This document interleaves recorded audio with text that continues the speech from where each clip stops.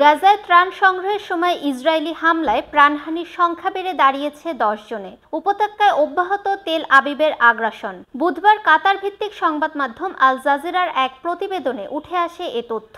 প্রতিবেদনে বলা হয়, গাজায় দক্ষিণে দ্বিতীয় দিনের মতো ত্রাণ বিতরণ কেন্দ্রে হুড়োহুড়ি কাড়াকাড়ি করে ক্ষুধার্ত ফিলিস্তিনিরা। এ সময় তাদের ওপর সরাসরি গুলি চালায় ইসরায়েলি সেনারা। এতে হতাহতের শিকার হয় নিরস্ত্র মানুষ। এক বিবৃতিতে গাজায় সরকারি মিডিয়া কার্যালয় জানিয়েছে, গত 2 দিনের হামলায় কমপক্ষে 62 জন আহত হয়েছে, সেই সাথে নিহত হয়েছে অন্তত 10 জন। এই হত্যাকাণ্ডকে জঘন্য অপরাধ উল্লেখ করে এর তীব্র নিন্দাও জানিয়েছে কর্তৃপক্ষ।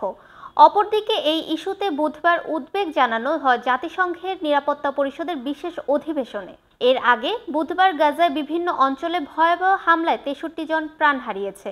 1.5 বছরেরও বেশি সময় ধরে চলা আগ্রাসনে মোট প্রাণহানি ছাড়িয়েছে 54,000, আহত 1,23,000-এর বেশি ফিলিস্তিনি।